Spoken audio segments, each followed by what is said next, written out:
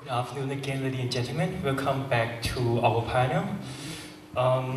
For this panel, I think, well, many people just enjoy their lunch and after coffee break, so maybe let's go back to sleep, so we only have a few here. But anyway, we have a quite interesting topic, and we have a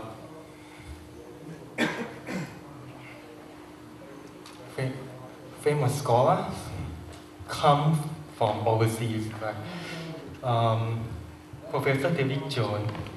Today, we present a paper on the topic toward universal intimacy, sales, and globalization.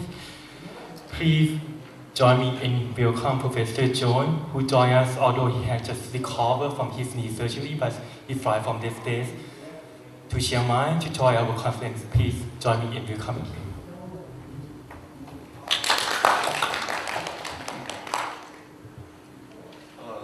Thank you. Can everybody hear me just fine?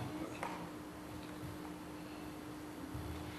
Globalization is taxing our natural tendencies to cooperate and is promoting ego amplification at what seems to be alarming and exponential rate with its maladies of selfishness, greed, lack of consideration for others, and a lessening ability to be empathic. All this is at a time when our species needs to recapture and develop more fully its interconnected and empathic self for evolution into the future. The Buddhist conception of self, the state of connectivity of all things, especially extends with ease into our contemporary scientific outlook. It is showing us how the rise of complexity in a system demands increasing levels of cooperation of its participants as complexity develops. Collectively, there is no possibility of turning backwards towards simplicity, even though we may individually make this choice. Globalization has brought us to a new edge of complexity, and as a species, we must make a collective choice. To make this choice a meaningful one, we must revisit and create a different kind of self. The choice is just not only in our self-interest as a species, but for life itself. Buddhist, Taoist, and Confucian enlightenment can be seen as passing through nested sets of connected principles. All natural systems are linked. Humanity is connected to animate nature, followed by vegetative manifestations converging in the classic view to a relationship with stones.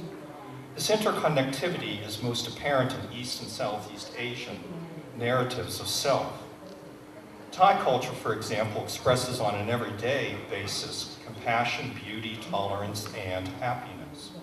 Without the natural and spontaneous expression of these virtues, social cohesion disappears and chaos arises. Once lost, this sense of self is unlikely to return to us as we move toward the non-dynamic, unproductive edge of selfishness, greed, and distrust. What now matters in our globalized world is to develop a self of affinity for binding in stable relationships that generate cooperative emergence. Cooperation exists at all levels in the nature of the universe. Nature's assembly of emergent systems with structures of complexity is as an unguided evolutionary process at all levels of organization. Finding this level is required for the 21st century self. Progressive emergence in our universe depends on self-organizing cooperation that breeds far-reaching shifts in evolution that lead toward new peaks of diversity and bursts of evolutionary change. We find ourselves in an existential dilemma of choosing the planet's future. No other species has faced this choice before. Tools of action are rooted in our development of education that was modeled on classical philosophies. Our current turn toward a self of individuality is having deleterious effects on the environment, societies, families, and persons. As it emerged out of simplicity, the universe adopted a modus operandi that we are now calling the cooperative constant in our current book. Initially, this constant manifested in physical forces, especially gravity, and progressively complemented by chemistry in which various elements develop bonding attractions, building complex patterns of structure, and generating chemical reactivity. Ultimately, catalysts that intensified intimate molecular connections would evolve, weaving their influence within ever more advanced biochemical manifestations of the universe to quicken the coming of organic complexity.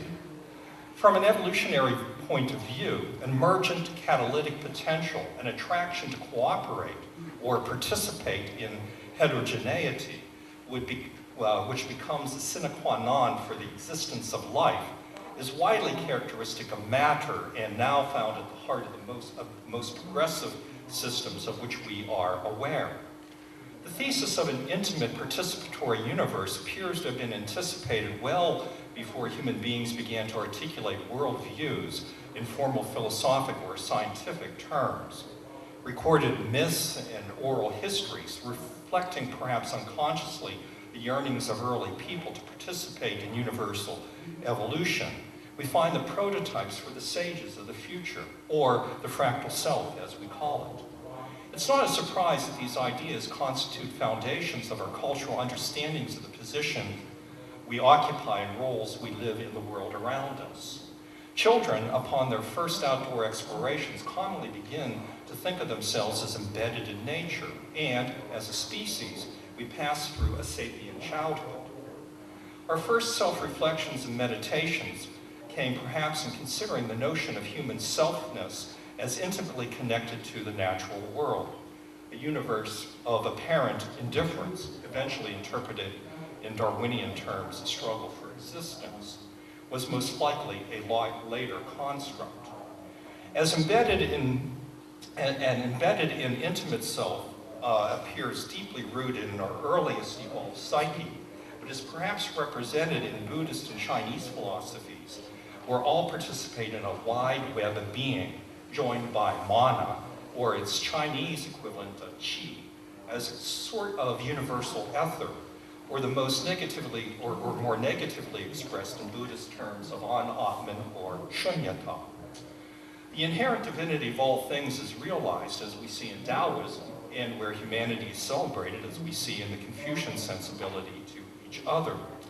Thai culture as well displays the sensibility through relationships and its religious sensibilities of interconnectivity. In contrast is the often brutal footprint of transcendent religions.